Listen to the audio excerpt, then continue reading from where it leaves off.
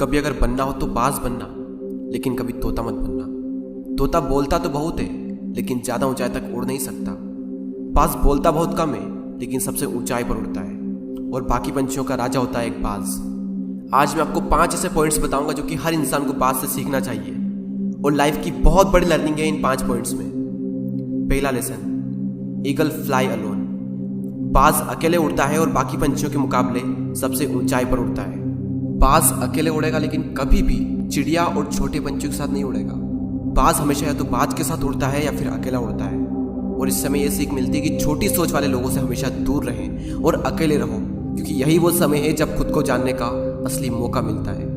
दूसरा लेसन, बाज का विजन बहुत ज़्यादा क्लियर होता है और बहुत ज़्यादा स्ट्रॉन्ग होता है। बाज अपने शिकार को 5 किलोमीटर दूर से ही देख लेता है, और जब एक बार उसे अपना लक्ष्य दिख जाता है तो उसके बाद चाहे रास्ते में कितनी भी मुश्किलें क्यों ना आए, वो अपने लक्ष्य को हासिल करके ही दम लेता है। इससे भी एक बहुत बड़ी सीख मिलती है कि अपना विजन क्लियर रखो और उसे हासिल करने में फिर चाहे कितनी भी मुश्किलें क्यों ना आए, पीछे मत हटो उस बाज की तरह। तीसरा लेसन, बाज कभी भी मरे हुए जानवरों को नहीं खाता, वो हमेशा जिंदा शिकार करता है, और इससे हमें यह सीख मिलती है कि जो हमारा पास्ट है वो मर चुका है, तो अपने उन मरे हुए सड़े हुए थॉट्स पर ध्यान मत दो और अपनी आने वाली ताज़ी फ्रेश जिंदगी पर ध्यान लगाओ।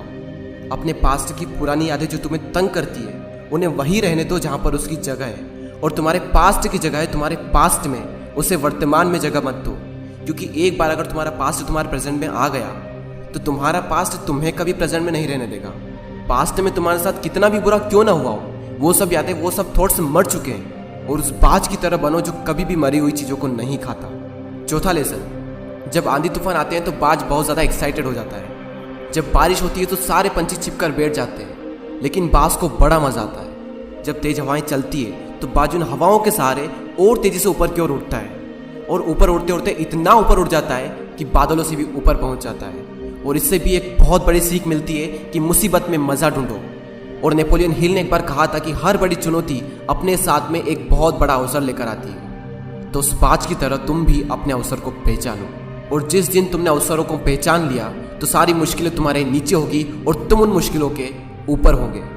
फिफ्थ लेसन, बाज अपने घोंसलों में से सॉफ्ट घास को हमेशा निकाल देता है, ताकि बाज का जो बच्चा होता है वो उसमें कंफर्टेबल ना हो सके, क्योंकि अगर वो घोंसले में कंफर्टेबल हो गया तो वो वहीं रहना पसंद करेगा। लेकिन बाज ऐसा कभी होने नहीं देता। बाज एक पंछी है और उसे भी ये बात पता है कि there is no growth in comfort zone. लेकिन हम तो इंसान है ना, और इंसान होने के बावजूद भी कई सारे लोग इस बात को समझते ही नहीं। आप जितना ज़्यादा कंफर्ट जोन में रहोगे, आपकी लाइफ आने वाले टाइम में उतनी ही ज़्यादा अनकंफर्टेबल हो जाएगी।